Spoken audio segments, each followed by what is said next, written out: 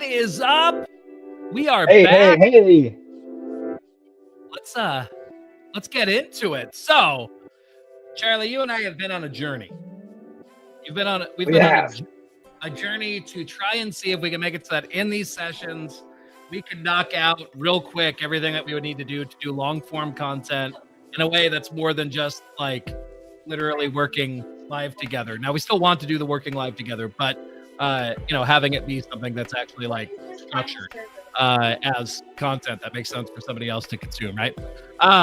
So I have some developments on that front that I'm going to show you right now. Does that sound good? Did I lose you? Can you hear me? Yeah, my computer just slowly. There we go. There we are. Yeah. There we go. You back? I'm back. All right, cool. So yeah, so I'm going to show you now this system that I built out because you had asked the question. We were talking a little bit before going live. You'd asked the question like, what do I have to provide it, right? So I'm just going to show you live, and then we'll go from there. Sound good? Let's do it. All right, let me throw my screen up on there. Okay, so I am here in Cursor. I got Claude Code running in Cursor. So what I'm going to do is I am going to tell it a few things. So I've got my own client folder up here, and I'm going to give it some documents. So I'm going to give it this one, and I'm going to give it this one. That is my research document. So my research document is just, I had Claude Code put together a report of all these, research stats that validate my positions. And then my transformation DNA genome, you're more familiar with as an escape and arrival. It's that, but with my own spin on it. So that's what those are. Okay, so now I'm going to come up here and then let's go into, here a second, let me minimize some of these. You are so nerdy. I am super nerdy. So now what I'm going to do is I'm going to come in here and I'm going to say, based on those, let's run the process to create a long form piece of content. This one will be, so I had this note. This was not part of the system that this is based on, but most of a long form piece of content is the same, whether it's a webinar or like a YouTube video, but like I'm actually somewhat separating those. The big difference to me between a webinar and like a YouTube video is YouTube video, most often I'm not going to be putting in like the full offer stack, if that makes sense. I'm not going to like, it's going to be more of a low-key offer. Does that make sense? Yeah. And so, but otherwise they're mostly the same. Like the process is, so I'm going to tell it this one will be a YouTube style video, not a webinar. And then let's what else? I want you to review and understand that document and related documents so that you can help me develop the content.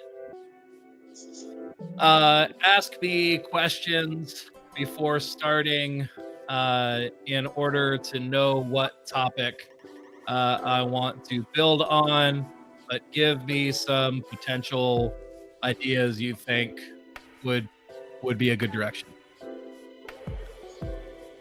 Okay, and so now I just gave it a crap ton of context. So it's gonna look at those files. So I just gave it a bunch of research. I gave it the overarching understanding of like what my system is, and then I also I set it down the path of understanding like all of the processes for this long form content creation. Okay. And so now, so the first one that it reviewed is the orchestrator. So the orchestrator sort of maps it's everything else. and then we're in the DOS era of AI. right. That's right. Okay, so here are the questions that it has before starting. Okay, so what specific topic would you like me to create this YouTube video about? Here is 5 strong myths and direction. The growth purgatory trap, why best companies hit the wall and how to break through. The founder to freedom, strategic, place 20 hours. Why strategic partnerships are the hidden growth engine most SaaS founders ignore. The technical founders paradox, how your expertise becomes your growth bottlenecks. So let's do this. So I really want to go more tactical and less high level. Let's go into more of a specific actionable tactic that I could teach. Okay, so that's just my feedback for it. Look in the folder I gave you for the Fusion Fellowship Reactor for context on my CTA. Let's see. Goal here will be to get them to download the Reactor Method book, I think. Let's see. So I'm just looking at the questions that it's asking me.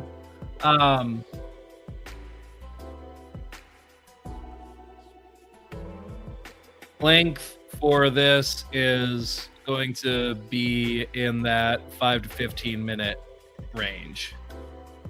And then let's see what else.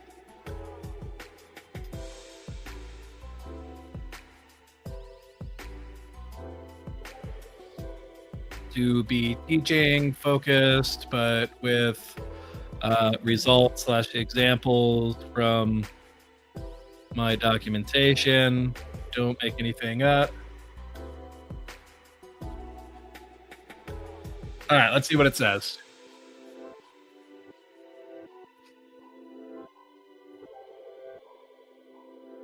And this is the whole concept.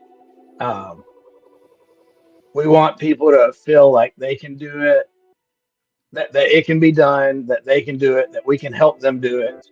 We want to help them by like literally telling them, like, this is literally the steps you take.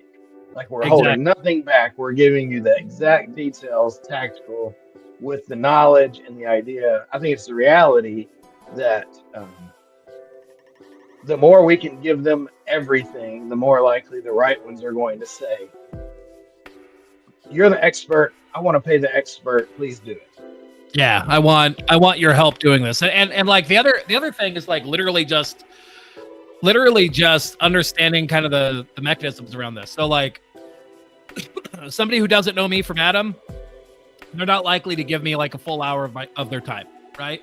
That's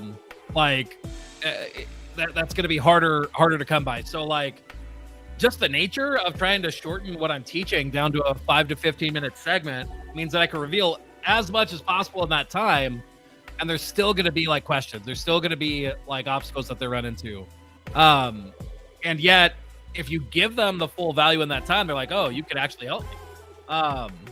And so they're more likely to like want to read your thing, want to buy your course, want to go deeper, right? So like, I'm not worried about holding anything back. I'm setting them up to understand, how much they need me just by giving them a taste, Yeah. So I like this one. So let's go into number 2. So option 2, hook generation. Let's look at option 2, hook / transformation generation. Okay. Option 3, 5 document system. Yeah, let's do this one. So what this one's about is it's all about coming up with good things to talk about. Maybe we can call it the Harlan Hooker. Indeed. That's funny. All right, phase 1, authority. Okay, yeah. So it's going through, and now like it's going through and understanding what it needs to do. and it's going through and creating it. So here, I'm gonna stop it for a second. That's great, but look at the agentic system and deploy agents in order to accomplish this work. Now it should. Are you using? On a just nerdy note, are you using Sonnet 1 million on this? I'm not sure. I don't remember what I'm using. I'm to be honest, I'm not sure if I know how to tell. I think it says it toward the beginning of the Claude. You can do /model and it'll tell you. If I do it in the middle of this, will it tell me? I think you gotta wait. Okay. Well, you'll type it and it'll just run as soon as this is over. I've been loving the Sonnet 1 million just because, I mean, the context is like the more information it can keep in memory, just the better it can get done. It's amazing. Right. But that was a nerdy kind of a side note. What were you saying? Oh, I don't remember. But yeah, so part of what it's doing is it's deploying the sub agents for this. Right now it just deployed the one. So let me see. For this one, it might actually make sense for it to deploy it as one. Because it kind of makes sense for it to build it out like sequentially. One at a time. Yeah, as opposed to like it wouldn't make much sense to build out 5 separate sections that may or may not all relate to each other. But yeah. Now correct me if I'm wrong, but I'm pretty sure like when it deploys out the agent, like that full context is not like impacting this context. It's like correct. It kind of goes off on its own context and comes back. Yeah, so that's useful. Yeah. So you're using... It's 4.5. I don't know if it's the 1 million or not. I don't either. I don't think so, because if you look down at the bottom right, you're at context 8%, and we just started, so... Yeah. How do I change the model? By doing you should be able to do /model. Okay. And when you do that, it should pop up like a up-down choice that you can do. Right. Or you can type in the exact detail, but I don't. You could probably do /model Sonnet 1M, and it might be smart enough to figure it out.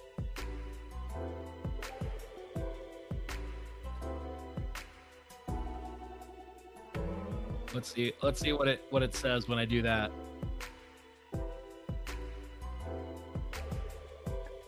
Was it a Weird Al that had the song White and Nerdy? Yes, it was weird. Actually, what's funny is that is one of his most popular songs. So he's been around for a long time, but that one was one of hey, look, there we go. Switch to Claude Sonnet 1M. Perfect. Nice.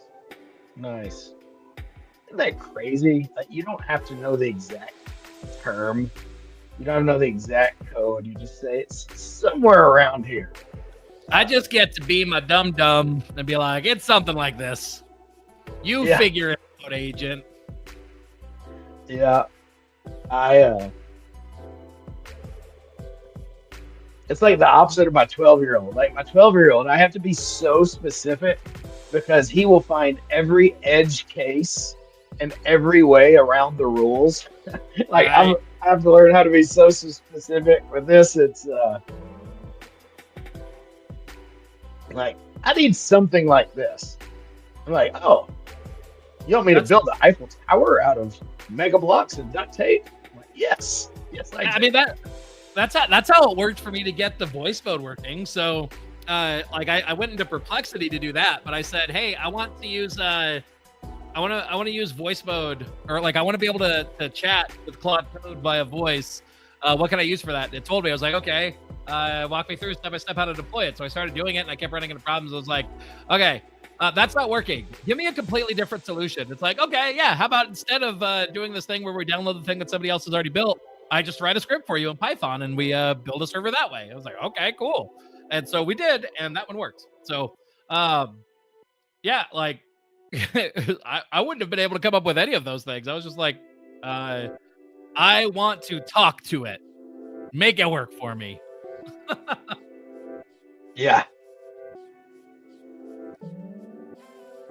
Let's see how it does. I think this is the first time I've tried actually using it this way. But what's fun is like it's going through and developing out all that stuff for us without me having to like go through and copy and paste all the stuff because I've already put it in there. So let's see how it does. I don't know, like the 1 million might only apply to the new context that it does. So it's possible that it makes sense for us to what do you think it makes sense for me to go ahead and escape this out, clear this, and just start it over, knowing that we're in the 1 million? Probably. It's only 2% left before it auto compacts. Yeah. What would happen if you exit and click Claude -- continue? I wonder if it would reopen with the 1 million context. Oh, that's a good question.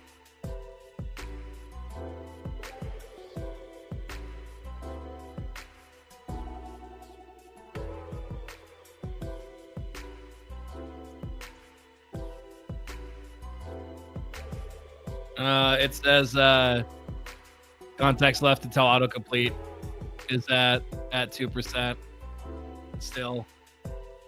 Let's do this. I'm gonna come back up here. I'm gonna grab this. Where's my mouse? Where'd you go, mouse? There you are. I select this. Let's see. Did it get it? Yeah, I think it did. Okay. So I'm going to clear that out.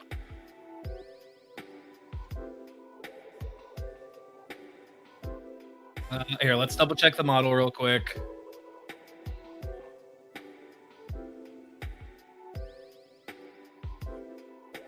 Default one. Okay.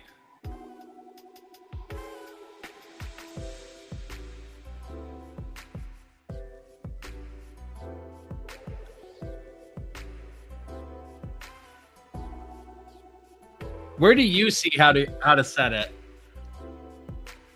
Set the context.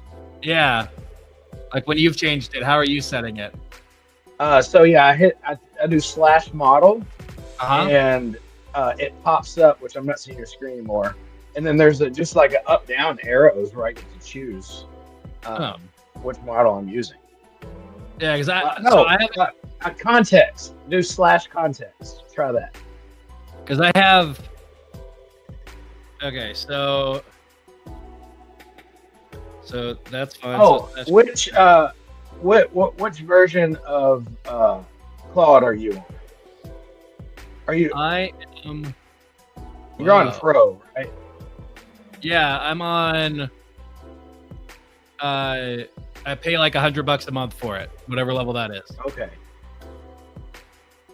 Where do you see what you can do? I'm on the max plan. So yeah, so you're on the max plan. I am too. Yeah.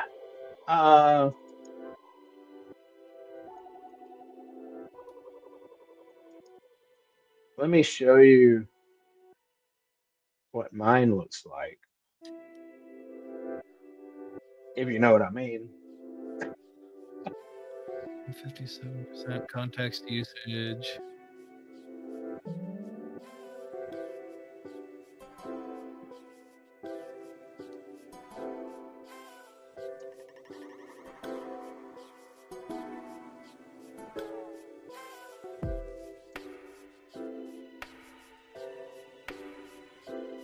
Oh, you showed me. So do you not have Sonnet 1M as a option? Mm-mm. I wonder if that's only on the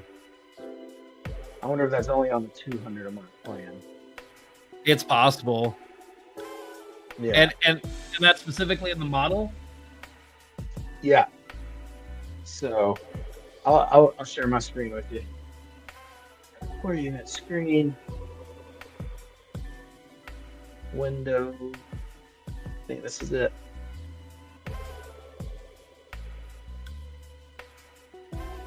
Can you see my screen? Yeah. Uses rate limits faster. And so, you're on. So I just do /model. Let me check real quick. And I use Sonnet 1M with Claude Code. And then the other thing that I do a lot now is context /context, and it shows how much context is left. I turned off a lot of my MCPs because they were taking so much of the memory. API request and unfiltered rock. Custom.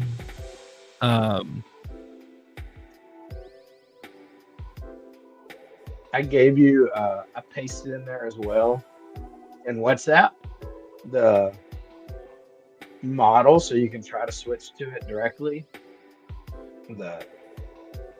Perfect.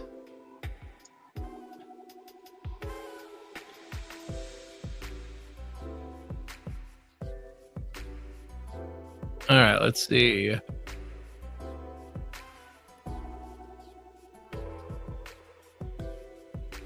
API request.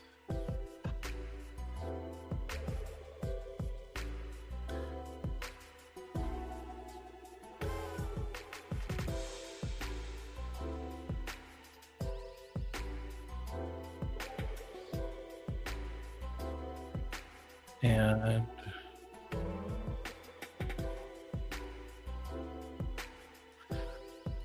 let me see what this says.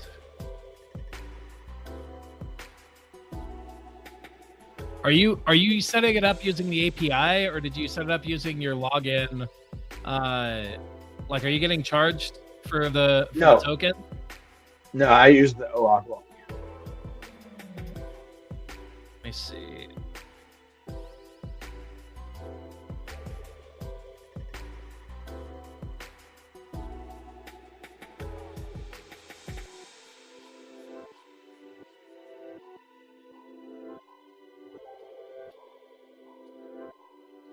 Mine says the long context beta is not yet available for this subscription. Oh, gotcha. When I set that one, so we must have a different plan. Yeah. Either that, or you got in on yours earlier than mine, so you're grandfathered in or something. Well, either way, let's. Either way, it's still cool. And let's. Is resume the right one? Yes. This one. All right.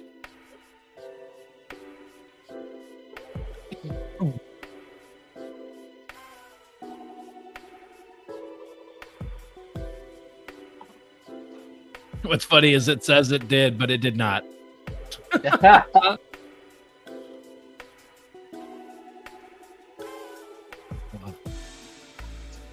I am not seeing your screen. You're not? There we go. Add it to the stage. Perfect. I clicked the thing to switch it, but didn't add it to the stage.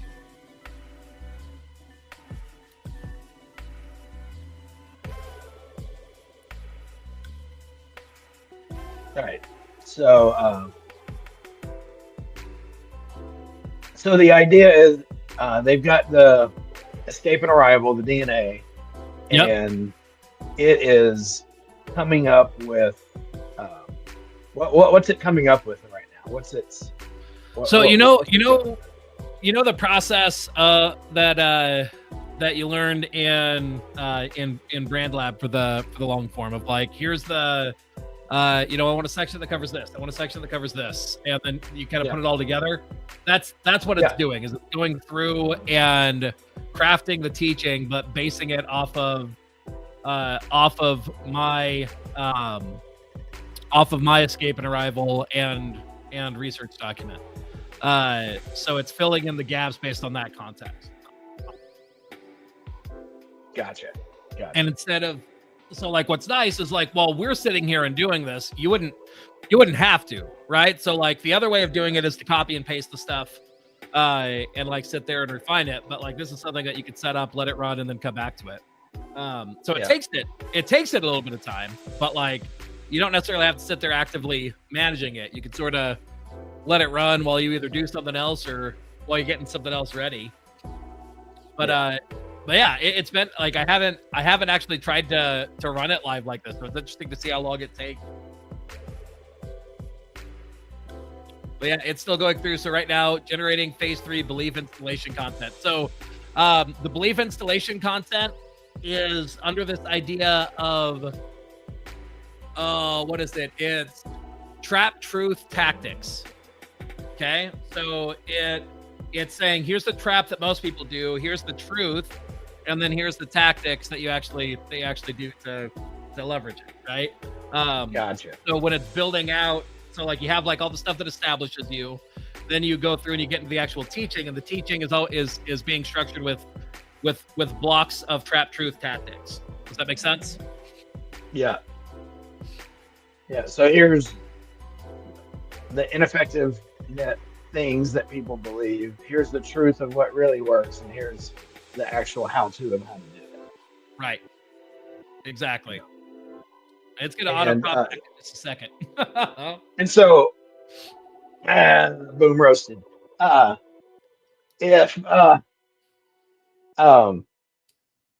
So this is going to just like it's going to spit out like a whole script, basically.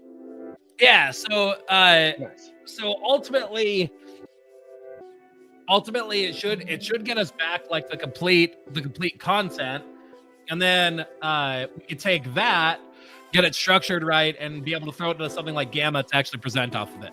Does that make sense? Gotcha. Yeah. Can I put some thoughts in your head, some stuff that I've been thinking about with our like co-creation group? Yeah. So one of the things that I thought is, we talked about like having just a super low priced or free group, people can come in. And my idea was like, what we could have like one day where you split off into duo groups and you're just answering the 30, whatever the 30 questions are, Right. And so it becomes really good short form. There could be another day where you actually just you have a conversation with someone on the long form, like Right. where they actually ask the questions. Another thing for the long form, like you've got the teaching part in the middle, the meat in the middle, but then you've got kind of the persuasion part about who I am and why you should listen to me. That's usually pretty much the same, right? Right. And then you got the sales part, which is kind of its own thing.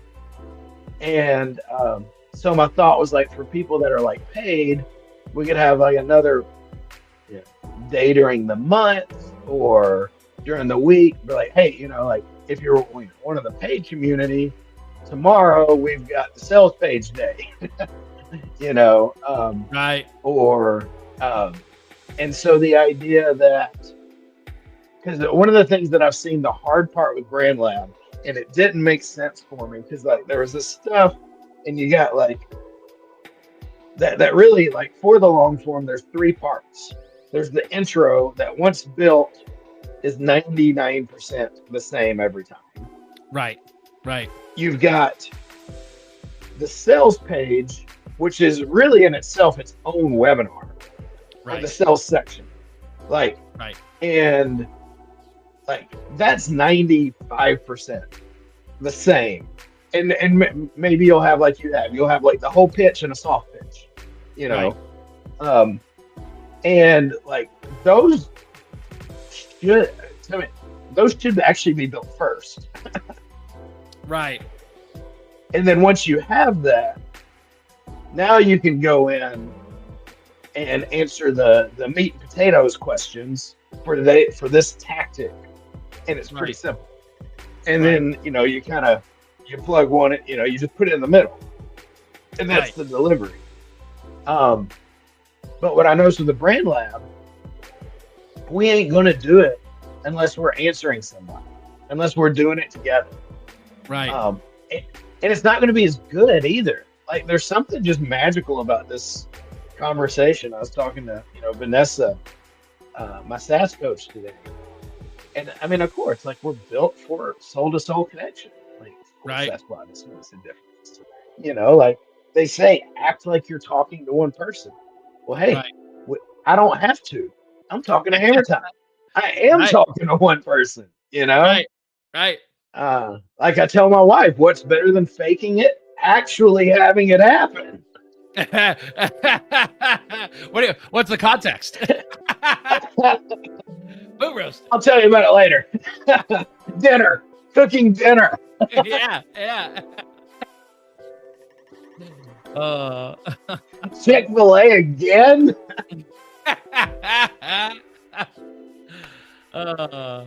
Indeed. This is where she'd look at me and say, "You think you're so funny." My wife wouldn't even say it. She would just roll her eyes at me. Yeah. Uh, Oh man. I say that because I did a duo video with a new client today. right. And it's interesting. I've gotten to know her over the last few weeks, and everybody that talks about her that she's on a team with are like, she's fun. She's fun, Jessica. And I asked her, I was like, what, when you're done with the real estate transaction, what do you want them to say? Like that it was fun. And so we did 2 duo videos today. And the first one, it was really honestly, I was trying to follow the script, and she was super nervous, and it just like we got through it, but it was a slog. It felt like question and answer and short questions. And so we switched shirts and came back, and we did a second one. And I was like, what? Like you were wearing her shirt in the second when she was wearing yours. Exactly. Yeah. That's why they call me Sports Bra Charlie. And that just felt weird to even say.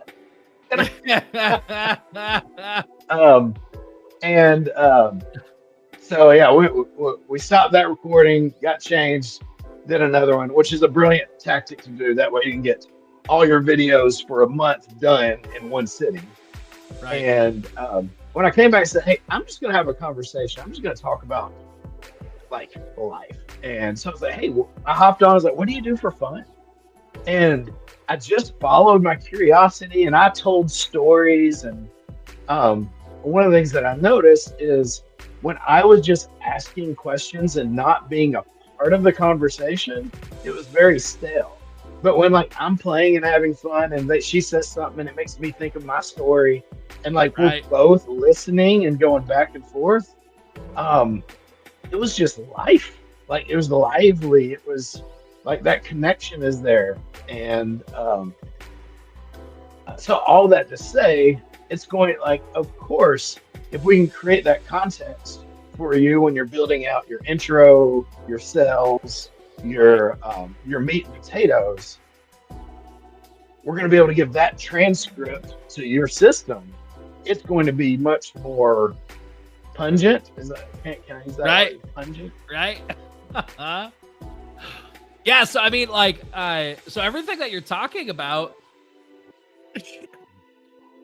it's I mean, it's the way that I work, right? And it's probably what you've found for how you do it. So what I figured out is like, I just have a bunch of documentation for like what the things are that need answered. And then most typically, like I'm just having a conversation with somebody and asking the questions. And then, so like I talk about, I've got 5 separate context documents that I leverage when creating something like a webinar. Typically, there's the who document, and the who document is all about why they're a rock star and why they're human. So it captures stories, it captures results. It's all like, hey, if you're going to listen to this person, why should you listen to them, and what's the story about it? And then that's mostly used to like intro information, most typically, right? Right. Yeah. Then there's the offer document, and the offer document is just all about like what are all the details about whatever offer you're going to make, right? And so if it's a webinar, then you typically need some more details. You need like here's what the price point is, here's where you get it, here's what all is included, bonuses, all that, right? So it's like it's the offer, but like that's not always the offer. Sometimes the offer is like a call or something else, right? But whatever the offer is, just documenting it out. And it typically is the same, the same sort of information. Then there's the bonus documentation. The bonus documentation is it's kind of a similar thing. I use bonuses in webinars as a way to open a loop and then close the loop at the end in order to get people to stick through. And then there's the core teaching. So the core teaching is like whatever the meat and potatoes is that you're going to cover, right? So and it's the fully documented things. Like, how do you do this? What's the step-by-step, right? Or like another way to look at it would be like, if you look at the escape and arrival as a whole, it's like one module of the escape and arrival, right? Or whatever elements make sense to teach on one thing, right? It's not the full thing. It's like this detailed portion. But deploy format adapter for YouTube. Okay, cool. So it's doing more down there. But with those documents, I then take that and throw it together with the webinar template, and it's usually able to get most of the way there of like putting that stuff together. So what's interesting is like, I think you're right. I think it's really like I think it could be hard to have like the final polished long form thing be from a conversation that's completely off the cuff. But that's one of the things that I do like to do is I like to serve the role as the MC, and what I do is I know what the flow of the content is going to be, and so like I just set the person up to answer the questions that get them to be the expert that's covered on the slide, right? And Right. I think you could do it that way, and that would feel easier for people too. Where it's just like let me interview you, but it's like I'm interviewing from a place of knowledge a bit, so I know I can ask the question that sort of lets you set up the content. Yeah. Anyway, but yeah, I think that flow of like the research phase versus the creation phase are. Like that makes sense. So you can get all the core DNA that you need from that research phase, but getting it structured into like, now let's just flow through it. I think it makes sense that you sort of have something else that like makes that happen. I don't know. Does that make sense? Say that last part again. Like you were describing, like two separate calls where it's like the first call is really geared toward like asking a bunch of questions that just gets the person to answer. So that it gets captured and documented, and then that document gets turned into like, here's now the thing to actually present from. All right, let's see.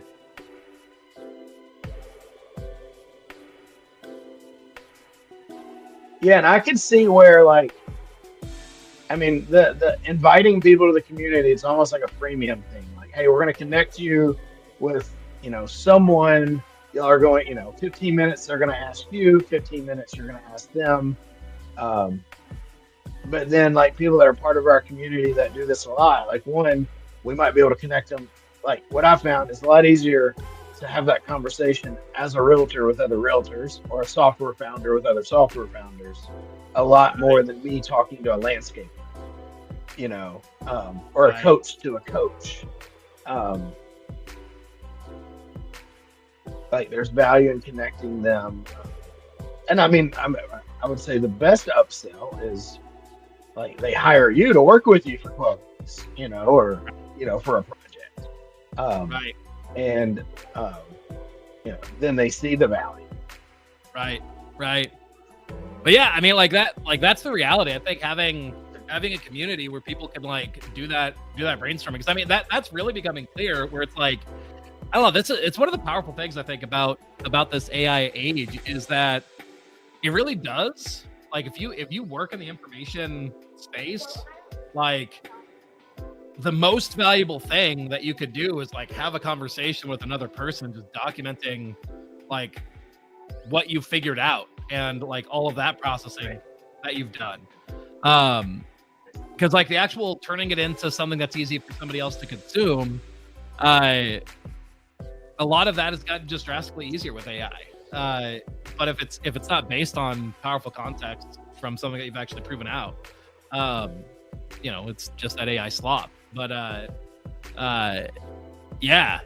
And so just creating the space where people have those conversations with another human really works well. And it can be hard. It can be hard to have the conversation not with a human. So but yeah, I'll save the complete YouTube script to the hook generation framework directory.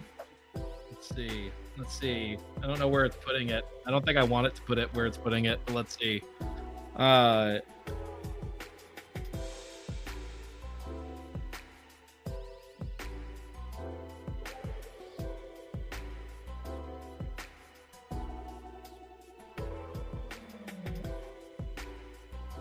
Where did it put it? Oh, looks like you did.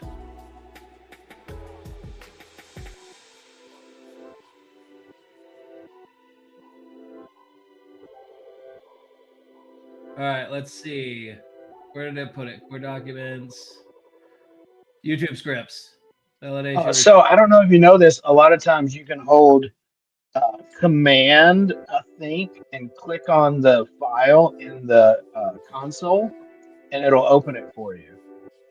Like the terminal down there. Hold Command and it'll open that. Yeah. Or Control. Try it. Yep. No. It's not working. Guess not. That's the program. But you can copy it. You can copy that, and you should be able to hold Command Shift P and open that file directly as another way to do it. Makes sense. Alrighty, looking at this file, it looks like it's making things up.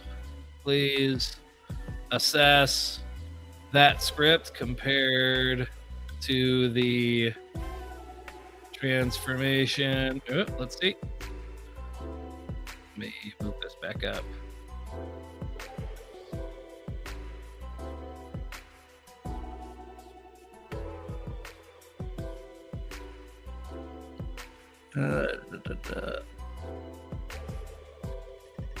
Man, it loves to make stuff up, doesn't it? Yeah.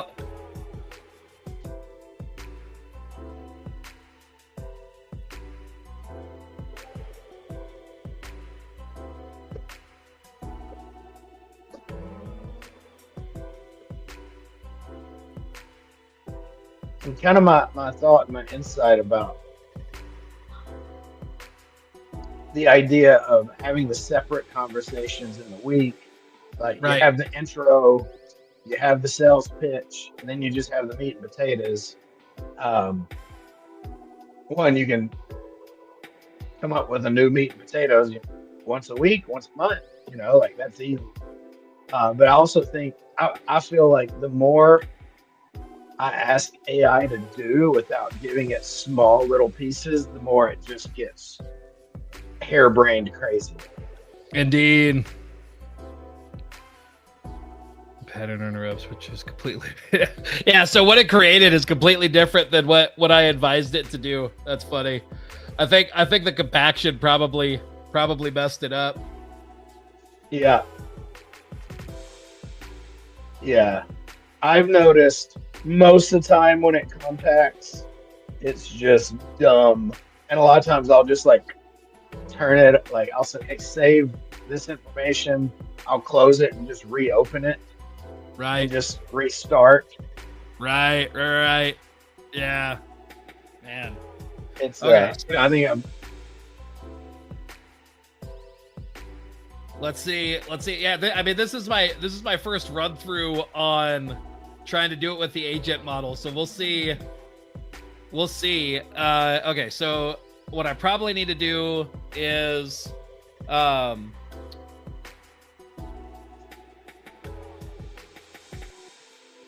in here, let's update the overall process so that it's clear that that a file needs to be created toward the beginning, and that each agent needs to be given that file to assess and add to. Let's make sure it's validating the information using a validation agent. Look in the short form for example validation agents after each creation, so it's not making anything up. It needs to create and write as it goes so that for long conversations and assessments, it's not getting lost in context. Each sub-agent to be tasked clearly for its section with the research and transformation DNA.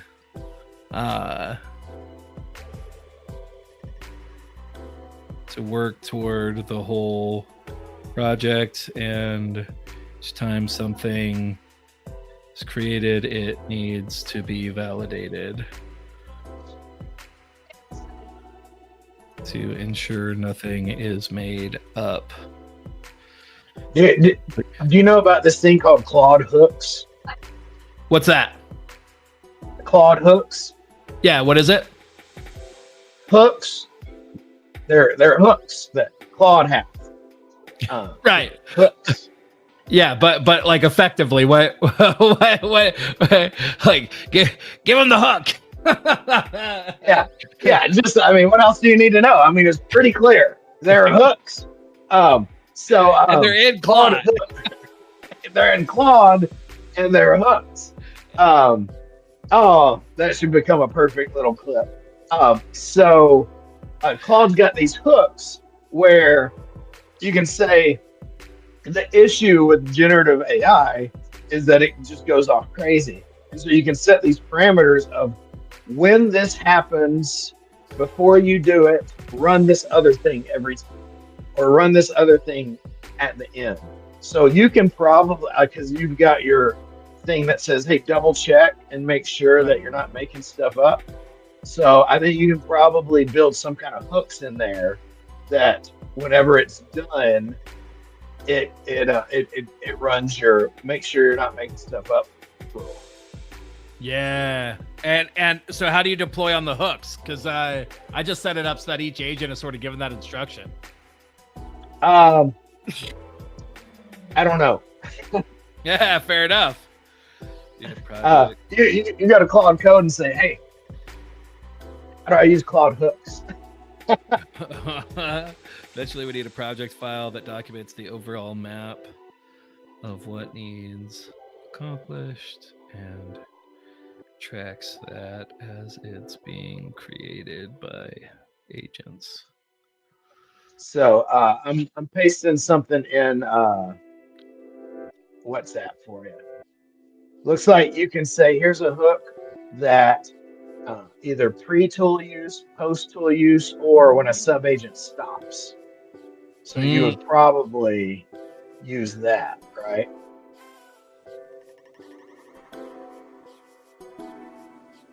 when a subagent stops to do this thing.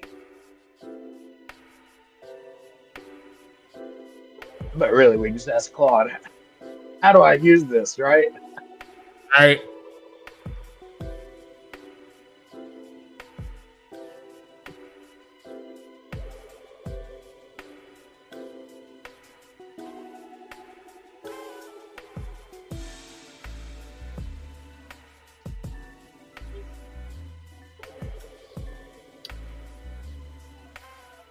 Short form foundation content. I'll be right back.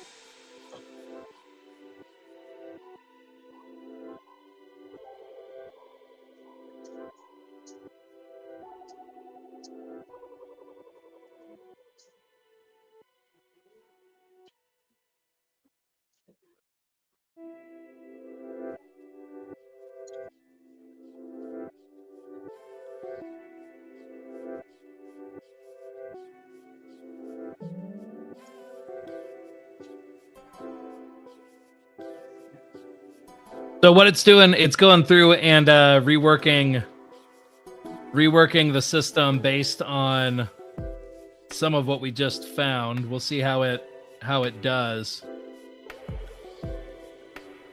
I share something that I've been using as well to make sure that it actually does what it's supposed to do. What's that? Let's see. Where is my create steps?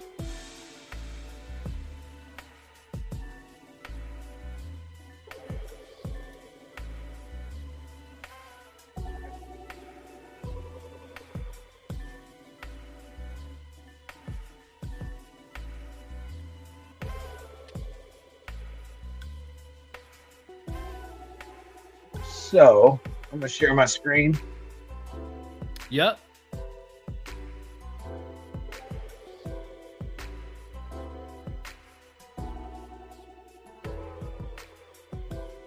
So you see my Claude here? Uh-huh. So this is a command that I created. And it's called Create Steps. And so, like up here, this is just context. Hey, read a bunch of stuff, know what you're doing, and then the main part. So, like, all this is just information that I've added when it like goes sideways. Okay.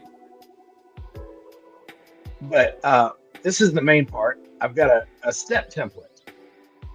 And this step template says, only do the one specific thing that I want you to do here. And like, don't do this stuff, don't refactor code, don't add other improvements, don't create additional commands, touch the minimum needed, step in specific task, and what this is just a template of like, here's what to do, here's the requirements, here's success criteria, and here's the magic. It creates its own verification.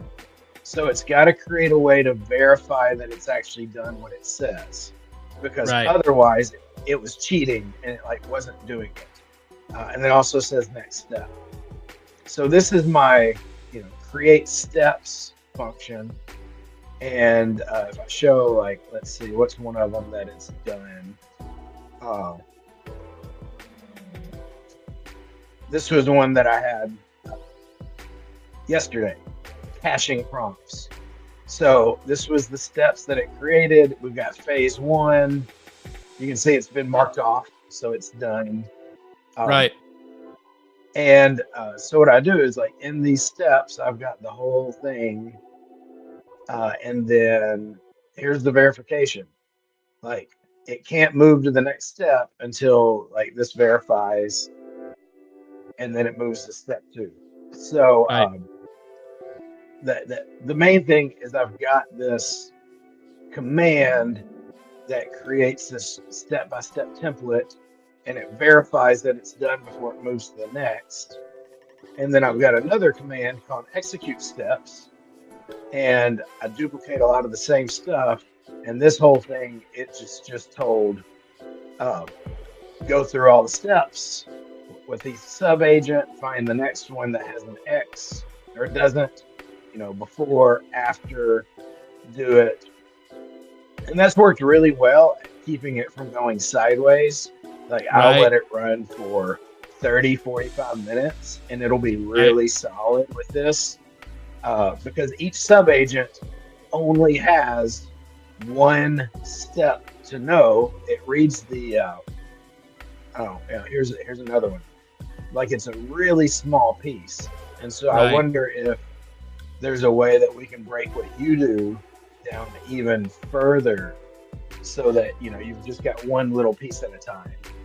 Yeah, so I think in this case, what it did that made it go wrong was it's already pretty well broken out, but each of the sub agents were replying back to the main agent in the conversation, so it had that context. But because it got compacted, because there wasn't like a continual running process, like it sort of lost where it was. It got distracted almost. So what I just updated to the process is that it's actually each sub agent, it's like it's creating its piece, and it's going to write it to the file. So there's a working file, it's going to write it to the file. So as each of them are going through, like, it's not just all happening in the conversation flow, it's actually building it out into the file, into the document. I'm thinking that'll help. And then the other thing, I did this on the short form. The short form, it worked really well, where it was able to go through and generate out the post, and then deploy a separate validator agent. And I had it do a couple of things. Like, it had initially tried to like put in so like the validator agent on that one did a couple of things. It checked like how well did it adhere to the original concept, how well did it actually, match truths and that sort of thing.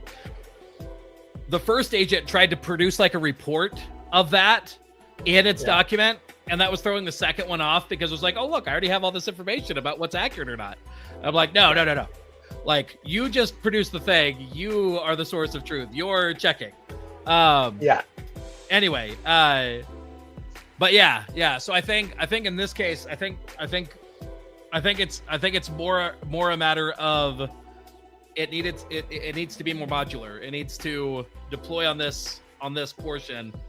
But we'll see. And the other thing is, like, I've tried to like, this is something I noticed with Claude Code too, is that it's not always as good as, like, if I throw something into Claude and say, here's a transcript, here's this, make the like, give me back this full thing. Sometimes, like, that's just better.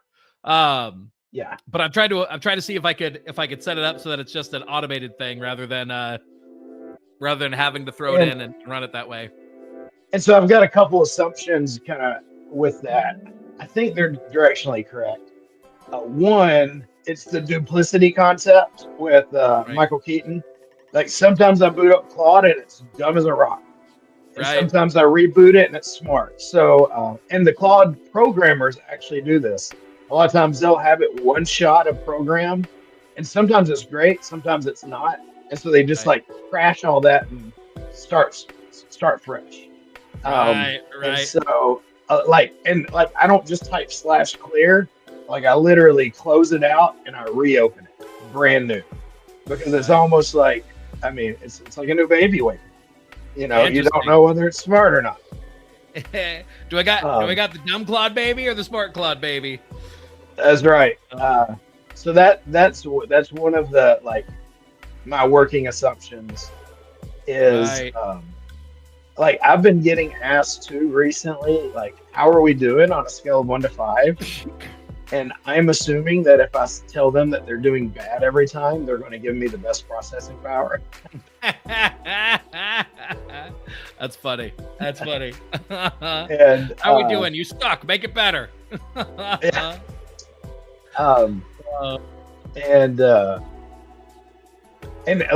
I think the web-based is consistently better. I think they've got some system prompts that make it the smartest consistently on the web, whereas it's kind of random chance through the Claude console. Here, run this process. Okay, so I'm let me go back to sharing my screen. We're gonna try it again, see what happens.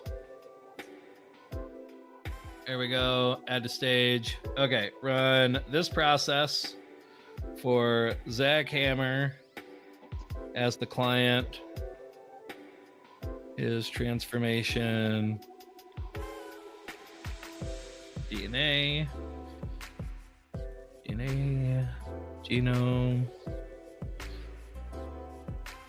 Great content based on the idea of coming up with limited, powerful hooks, transformations to build your content around as the topic of the video. This will be a YouTube video.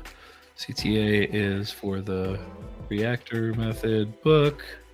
Look up the documentation for that. CTA document as well. Let's see how it does this time. I took your advice. I quit out of Claude and I just restarted it. So let's see if we get smarter Claude this time.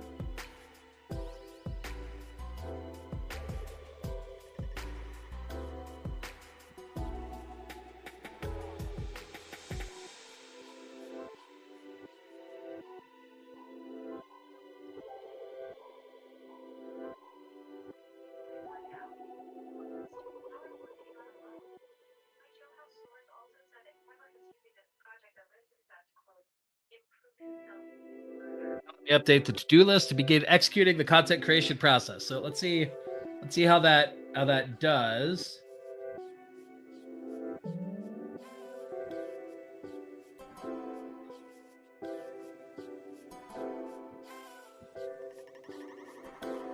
Long form content.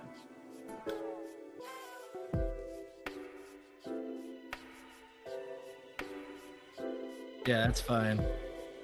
Go ahead and make that directory.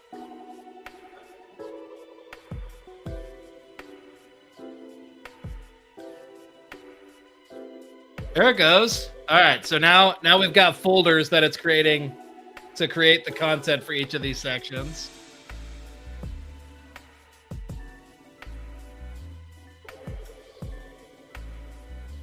And we got a spot for validation reports as well. So that's part of what I have it do is when it runs that validation, it actually like creates a report around what it found. Yeah. Oh, nice.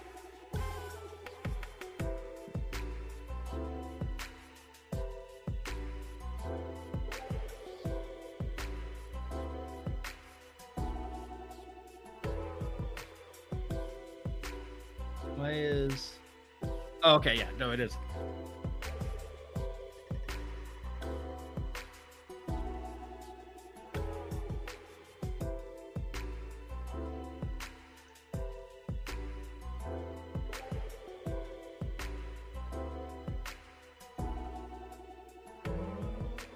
All right, what did it come up with?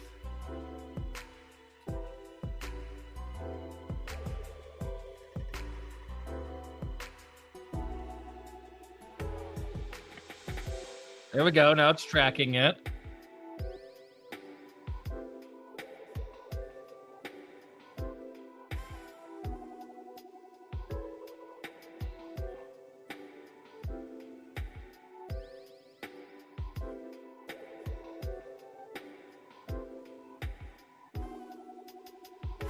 Interesting. So yeah, I added into the transformation DNA basic information about the person teaching as well to make this process work. I call it the wise mentor section. So under the like the story brand sort of idea of they're the hero. If they're the hero, you still need to know how you document why you're Obi-Wan and worth listening to, right? Right. And so that's why it's set up that way. But let's see. It says foundation elements extracted. I don't know what to create. You'll understand the 3-source hook finding system. Perfect.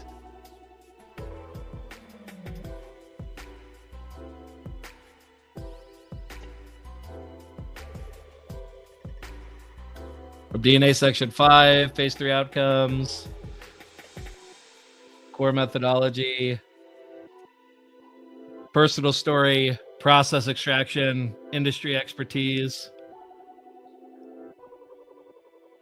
That's all good stuff.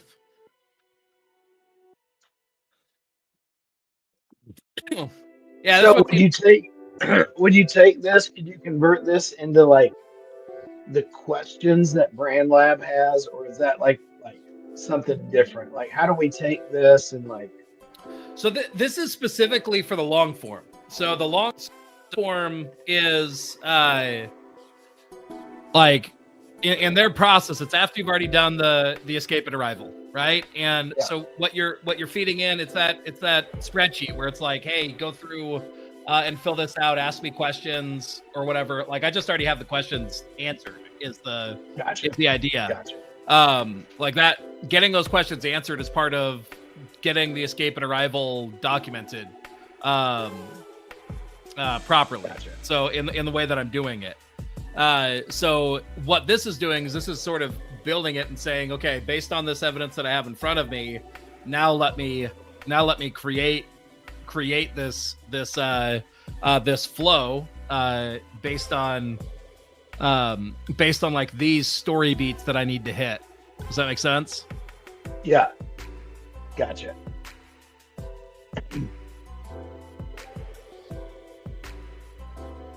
This section proves the simple approach. Systematic extraction beats the complex conventional wisdom, waiting for inspiration. Hook and credibility. If you're staring at a blank screen wondering what should I create next, you're asking the wrong question. Most SaaS founders think content creation requires constant inspiration and creative genius. They wait for ideas to strike instead of systematically extracting from what they already know.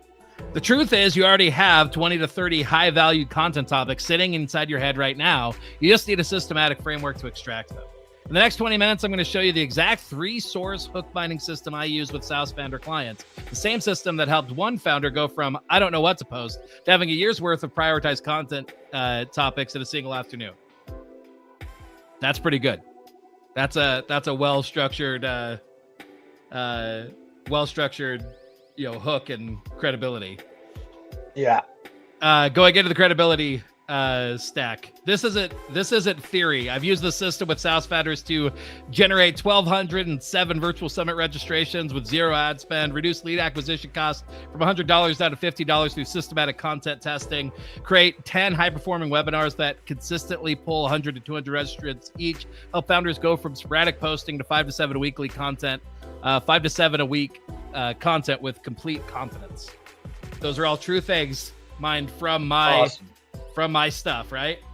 So I'm Zach Hammer, founder of Amp Intel. I specialize in helping B2B SaaS founders build systematic growth that doesn't depend on constant founder involvement. My clients are technical founders who build brilliant software but struggle with one specific problem: explaining complex value in a way that attracts customers instead of confusing them. That's good. Over the past few years working with SaaS companies, I've seen the same pattern repeat. The founders who succeed aren't the ones waiting for inspiration. They're the ones using systematic frameworks to extract unlimited content from expertise they already have. And here's what's interesting. Once they have this framework, they never run out of content ideas again. The problem shifts from what should I create to which of these 30 topics should I prioritize first? Now, you might be thinking, go ahead. And that's true. That's true. That's great. That is what you do. Now, you might be thinking, I've tried brainstorming before and it didn't work, or my business is too complex to simplify into hooks. And you're right. If you're using traditional brainstorming or generic content templates designed for simple products, it won't work for complex B2B SaaS. That's exactly why I built this system differently. That's a really good transition there too. This framework is specifically designed for SaaS founders and technical founders who have built something valuable but struggle with consistent marketing messaging. You know that your solution works, you have success stories, but can't seem to communicate the value at scale. You feel stuck between wanting to create authority content and not knowing what angles to take. If you're still validating your product or looking for generic marketing advice that works for any business, this probably isn't the right fit. This system is purpose-built for technical founders past the survival stage who need to systematically communicate complex value. Okay, so that's the positioning of who I'm uniquely geared toward, right? Yeah. So here's what we're going to cover. First, I'll show you why the traditional approach to content creation actually makes the problem worse for complex B2B business. Then I'll walk you through the exact 3-source hook binding system, the same framework my clients use to extract 20 to 30 prioritized content topics in a single session. By the end, you'll have a clear roadmap for never running out of high-value content ideas again. But before we dive into the system, you need to understand why most SaaS founders are approaching content creation completely backwards. This is good. That is. Let's see. How's it doing on the position and contrast? So here's why most SaaS founders here's what most SaaS founders are told about creating content. Just be consistent. Post 3 to 5 times a week. Share valuable insights. Be authentic. Build your personal brand. And then you sit down to actually create something and nothing. Your mind goes blank. You scroll through LinkedIn looking for inspiration. You think, maybe I should write about AI, or should I share a customer story, or what do people even want to see from me? And here's the problem with this approach. It puts all the pressure on creative inspiration. Every time you need to create content, you're starting from zero. You're asking yourself, what should I create today? Instead of systematically building a library of proven topics. So what happens? You post sporadically, your marketing sounds generic, or worse, it sounds like technical documentation because that's the only thing you're confident talking about without preparation. Dang. Think about it like this. Most SaaS founders are trying to create gold from thin air every time they need to create. They sit down and try and manifest brilliant insights out of nowhere. But that's not how gold works. Gold doesn't magically appear. It's extracted from where it already exists. The gold is already there. You just need a systematic process to mine it out. Have you already given AI that analogy? That's amazing. I did not. it knows that what it's trying to do there is that it's trying to create an analogy to make the concept physical. And so it came up with that one. That's pretty good. All right, so it's the same with your content. The brilliant hooks, the compelling transformation stories, the unique insights, they're already in your head. You've solved problems your competitors haven't figured out yet. You've built methodologies that work better than conventional wisdom. You've witnessed client transformations that prove your approach. You've developed your own origin story of how you got here. That's your gold mine. But without a systematic extraction framework, you'll never access it. The just be consistent and share insights approach fails because it assumes you need to create new ideas constantly. But the reality is you already have more than enough material. You just need the right extraction system. So here's what actually works. The 3-source hook mining system. Instead of waiting for inspiration, you systematically extract from the 3 specific sources you already have. Source number 1, your personal story. This is your origin story, your forcing function, your major breakthroughs, all of the why I started this and how I discovered that moments. Source number 2, your process and methodology. This is the system you built, the frameworks you use with clients, the step-by-step approaches that you use to create transformation. Source number 3, your industry expertise. This is all the mistakes that you see, the myths that you can debunk, the truths that others miss, the contrarian insights from actually being in the trenches. When you systematically mine these 3 sources using specific extraction frameworks, you don't get 3 to 5 content ideas. You get 20 to 30 prioritized topics that connect your expertise to customer transformation. Here's the shift. You're not creating content from nothing. You're extracting it from everything you've already learned, built, and proven. And once you understand this, you'll never stare at a blank screen wondering, what should I post again? Because you'll have systematic framework that generates unlimited hooks from expertise you already have. This is how my clients go from sporadic posting to 5 to 7 times a week. Yeah, the way this is worded is weird. With total confidence, not because they suddenly became more creative, but because they stopped trying to create and started systematically extracting. So it's referencing where it's getting this from. So now that you understand why the traditional approach fails and what the alternative looks like, let me walk you through how the system works. I'm going to break down each of these 3 sources: personal story, process extraction, and industry expertise, and show you the specific extraction frameworks you use to pull unlimited hooks from each. Starting with the most powerful source, most founders completely ignore, which is a good segue. Which is your origin story, because hidden in your journey from how I got here and what I do now are some of the most compelling hooks you'll ever create. Is it bad? This is doing a great job. It's pretty awesome. And it looks like it's going into the teaching section now. Let's see, did it? Here's the complete teaching, and it's still going through and executing on the rest of it. Do you want me to keep going over this? You can, if it's helpful. I mean, like for you though, does this make sense for how it? Because like in terms of what I gave it the escape and arrival, and then otherwise it has like what topic I wanted to go down, and the process for how to create from that based on a map. And it's really good, and it's validating it.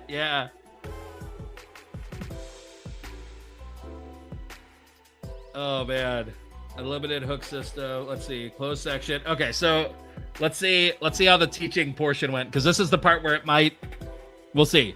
The first source is your personal story, and this is the most underutilized gold mine most SaaS founders have. This includes your origin story, your forcing functions, your major breakthroughs, basically everything, how I got there. For example, in my case, going from seminary student to marketing director to founding Ambintel, the moment companies started asking, "Can you do this for us?" What you did for yourself, the realization that I was a terrible employee because I was too entrepreneurial. Each of these is a potential hook. The trap. So that's the definition of the trap. Here's where most founders go wrong. They think my story isn't that interesting, or nobody cares about my journey. They just want tactics. So they skip personal narrative entirely and jump straight into teaching tactics. Their content becomes generic tips anyone could share. But here's the problem. Personal stories are what make you unique. 100 founders could teach the same tactics. Only you have your specific combination of expertise, experiences, failures, breakthroughs, and insights. When you skip your story, you're throwing away the exact thing that differentiates you from every other expert in your space.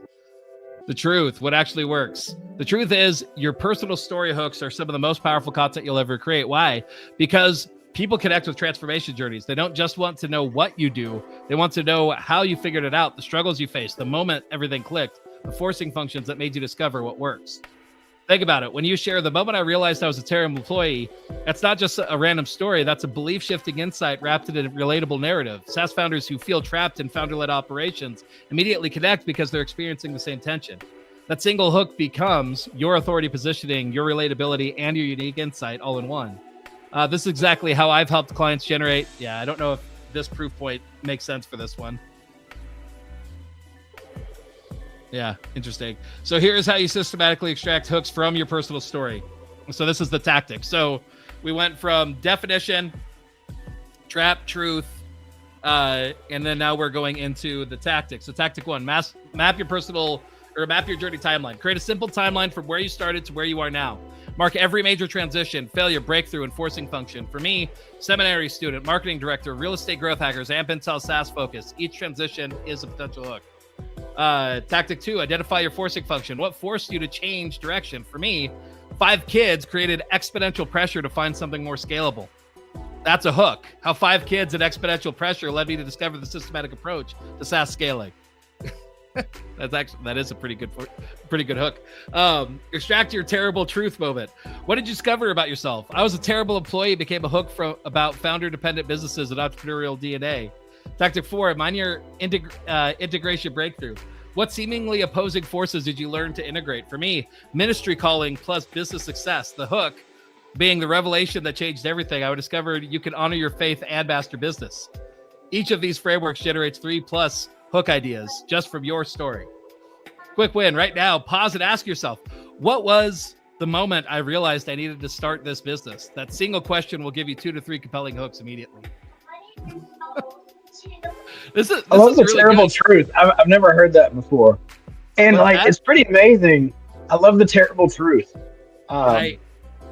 And the forcing function, the terrible truth.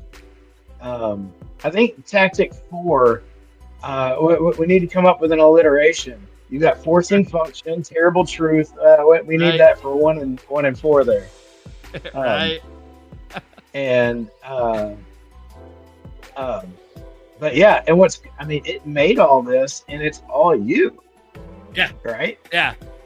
I mean, because from interviews that you did, it's all there in the context of the documentation that I already gave it, from my story, from how I've mapped out the journey that I take people down. So yeah, this is all me. I'd say like the place where I could see where it's potentially lacking is actually having good examples or points for some of these, because like you need a pretty deep bench of examples to really have powerful examples for that. But yeah, like some of that would be pretty easy to shift out. And that's just source one. Do you have those somewhere in here? So it's going based off of what I have in there, right? Yeah. The problem is just that there isn't enough to cover all of these to say, hey, here's a unique example for this. Here's something powerful for that. Like it would be better to just strip it out and say, let the logic of the idea carry its own weight, right? Yeah. Or you could tell it. I've been doing this lately. Research, trustworthy news sources, Harvard Business Review. Show me examples of SaaS companies between 30 and 300K a month that XYZ, and that's been really helpful lately. I have documentation for that about how to create a report like that, and be able to leverage off of it. I think there's probably areas where it like needs to go in and flesh it out further. But yeah. Oh man, I think that's actually working pretty great now. With the with like that key insight of having it having it actually write out each of those portions. Okay, and then here's the final YouTube script. Let's see, how long is it?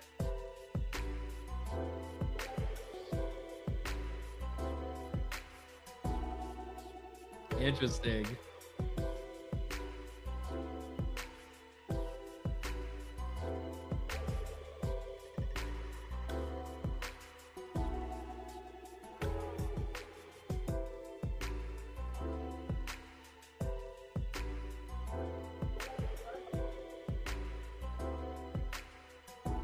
Interesting. So like for the final mistake, or for the final content, it did a good job of integrating some of the high level ideas, because there's a lot of content that we just went through that, depending on the size of the video that you want to do, you wouldn't want to cover all of it. I mean, the truth is, you could just take one of those and do a deep dive for 20 minutes. All right. Right. I mean, this is a 8-week course. Yep. At least four with a nice Q&A. Oh. Anyway, what I love about it is like it's detailed and leaves so much more desire for. Yeah, but how do you do it? Right. Well, and it like it gives you that, and it pulls you in with like the yeah, that's me. That sounds right. That makes sense. And then I mean it does, but like when we actually get to the process of it, like you walk away from that feeling like, yeah, that makes a lot of sense, and I feel like I could do it. And you can. There's just so many more questions still, right? Like, and it's not because anything was held back. It's more like there's not enough time to literally cover everything that you need to know. But anyway, so yeah, what do you think? Did we get to the point where, like, I think with the transformation DNA documented and this process, I think we could. I think on a call like this, we could get to the point where it's literally like be able to create it live. I think I'd have to change the structure of it slightly to set it up to be more of a back and forth setup. But like you could see that the content is there, right? Like I don't know. What do you think? Yeah. And so, like, my vision is, to do the content co-creation type things, right? Right. Where, like, we can get people to interview each other. Right. That becomes the raw material. Your system converts it into this. Right. And then we bring them together the next week and they actually like record it, Right. And what a powerful 1-2 punch, because you ain't doing it otherwise. Right. And, right. I mean, I think that's, one of my insight, that's just so valuable in so many ways. It gets you in front of the people that you want to serve, and I mean, then, the VIPs are like, or the people that, like, they're like, I don't want to hop on, like, I'm just too busy. I can't make that work. Can I pay you to get the VIP treatment? Yeah, of course. I'm stuck. Can I get a call with you? Of course. Right. And because it's scalable at a level, like, I love the thought. I talked to Vanessa today. It's like her mind started going, I need this. Right. She needs it for herself. And then like she's like, like the different SaaS founders, like, we need this. And to be able to like bring them together, it's kind of the Orange Theory Fitness type thing. And just keep refining it. And yeah, I think the trick really will be like there's the extraction and the creation, but I think always building it with the understanding of like, you're not going to create it on your own. Even if you're literally handed the script, like you're not going to do it. So it needs to be set up as like, how do you set up the creation to happen in this environment? Right. Yeah. And like both people learning that skill set of like how to be an MC and honestly, like just becoming okay with reality of like, yes, is there value in being the person who turns on the camera, creates the content, and gets that deployed? Yes, there's value in that. And if you're that kind of person, go do it. But for most of us, it's just so much easier to be like, you just ask me questions and let's have a conversation. But like, we'll use the system to make it so that the questions that you're asking are in alignment with my overarching system and allow me to show up as the expert. And then we trade seats and do the same thing again, right? Like, yeah. Because I mean, here's the thing. A couple things. One, actually doing this is going to make you better at being able to turn on the camera and just go. Like I can do that now, and I couldn't have years ago. Because I mean, me and you have done this for a while now. So like, it's training me to get better at that, which is really cool. Two, are you going to? You're not going to do it, or you'd already be doing it. Like you ain't going to do it. You know, it's like, well, my wife goes to Orange Theory, and if you don't show up, they charge you. You know. And, you know, I think, you know, again, going back to it, we can talk to other people all day long. Like you're not doing anything new. You're having a conversation with another soul. And that's, and what's cool is the interview part, like part one, actually becomes content. Right.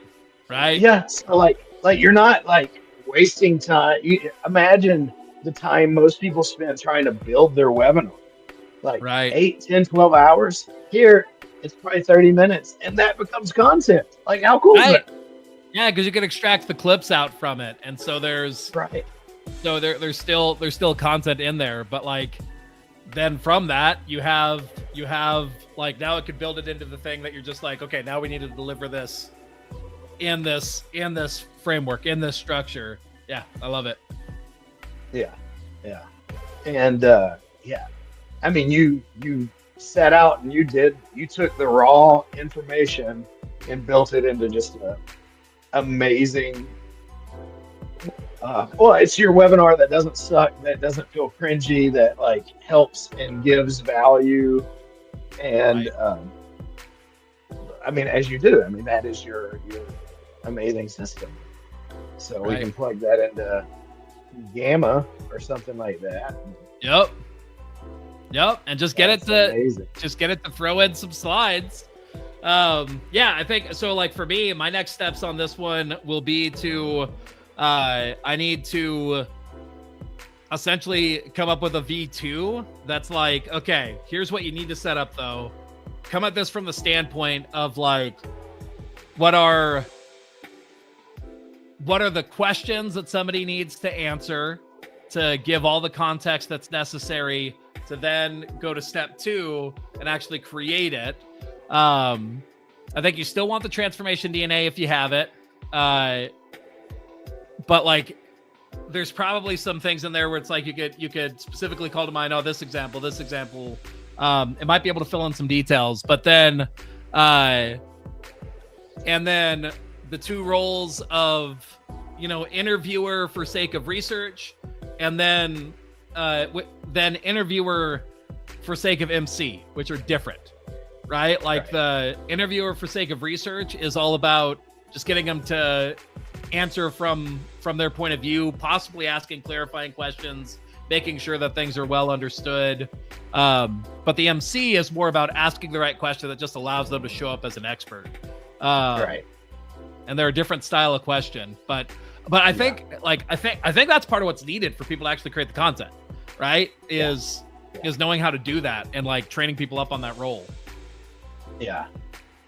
And you know, I keep having like, there needs to be 3 sets of questions. Right. There needs to be the intro, there needs to be the sales, right, and then you need the series of questions that you can repeat for different parts of your process. But I love calling it the meat and potatoes. But Right. I mean, this is the juice that people, it literally helps them. Right. But kind of my big insight is the intro is so important to be able to they got to be able to view you as Obi-Wan to be able to even believe the new things they need to believe. I think Right. back to, I mean, I got my client Stacy, who her life has changed because she said, I had nothing to lose. I showed up and I believed you, and it works. And I've Right. got other people that are like, yeah, it's not going to work for me. I'm going to spend, $1,200 a month on Zillow. Right. Um, and part of it's on my responsibility. I didn't set the stage. If I Right. would have set the stage better, so they would have viewed me as Obi-Wan, Right. and I didn't have systems. I'm not even going to talk to you until you believe me, right? Right. Um, but then the sales presentation, I mean, and the sales questions might actually be 2 or 3 sessions, because that's It is. Yeah. It um, can't. It that can be. I mean, yeah. And it really is. It's the way that I think it probably works is that you have like a foundational get to know you section of like, what are some of your results? What are some of the what are some of the results that you've gotten for people? Tell me more about your story, like that sort of thing. There's that portion, but then there's like the actual offer itself, whatever you're going to present, and there's some foundational stuff around that. Here's what I got. Here's what it'll do for you. Here's why it's safe. Like all of that for building that out, right? How exactly do they yeah, take action? What's the main benefits that they're going to get? And you could talk through that and reuse it. There's the core teaching. You call the meat and potatoes. That portion, that part's pretty obvious. It's literally the step by step, like taking somebody through it. What's interesting is like this sort of just revealed this of sometimes you can do the like that intro or like that getting the proof or the credibility in one session, but like when it comes to a specific topic, it sort of reveals, oh, I don't have great examples for this. So now I need to kind of redo, like, let me see if I have an example that I just didn't mention in my research that needs to be added to that document, or let me go through and do some research that's more third party to validate that sort of idea. But so there's kind of like the foundation and then like the iteration that happens in the midst of actually creating something where when you're actually having to speak to a topic, you like some of those gaps are revealed, if that makes sense. But yeah. But I think you're right. I think that intro and that offer portion could be really reused. The core teaching is kind of what becomes the what makes it unique each time, with maybe a little bit of modification around examples and stuff that need to be added to validate something. But yeah, I like it. My dream come true scenario is to have, I mean, we're building towards what we've talked about for how long, like to have like a monthly launch or, even a weekly training, with emails going back out. I just saw Matt Gray. I love his stuff. Right. His 41-day monthly launch, Right. and like what's at every step of the way, we're letting them build relationships with us. They're trusting us more. They're loving us more. We're helping them. We're helping them believe they can do it. We're helping them believe that they can do it with us. And we can just keep making the process better for them, right? Yep. Like, I wish it, like,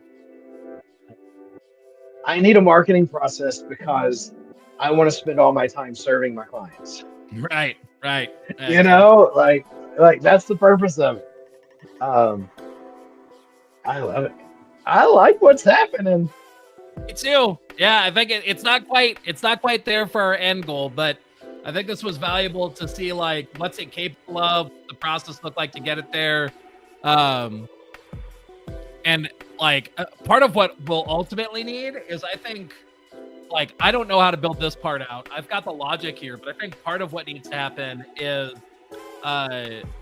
some sort of like live agent that's listening while a conversation's happening, documenting the stuff, and then like building it out so that you could correct it as it goes as well. So you're not just like talking and then ending up with the stuff. There's a little bit of like you're seeing what's happening in the midst of it. I think that would be helpful. And then something that's like paying attention to the conversation and potentially prompting like the MC, especially like you might want to ask this follow-up question, but like in a way that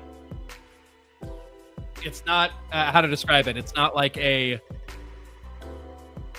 not just reading from the script. It's like it's an option, but if the AI is wrong, they're still flowing as a human. Right. Anyway, yeah. But I think literally just having like the questions that somebody could ask, flowing through the conversation, potentially having slides to throw up too. Yeah. Yeah. I mean, because here's the thing: they ain't got it right now. They ain't going to do it otherwise. Right. Right. This way, it can get done really fun and easy. Indeed. Cool. Well, yeah. Awesome. Well, I'm gonna go meet with Clayton right now. I'll tell him you said hi. Enjoy. All right. Well, until next time, I think we just got some ships done. We'll get some more ships done next week. All right. We got a 1-to-1 done too. Indeed. Bye. All right. See ya.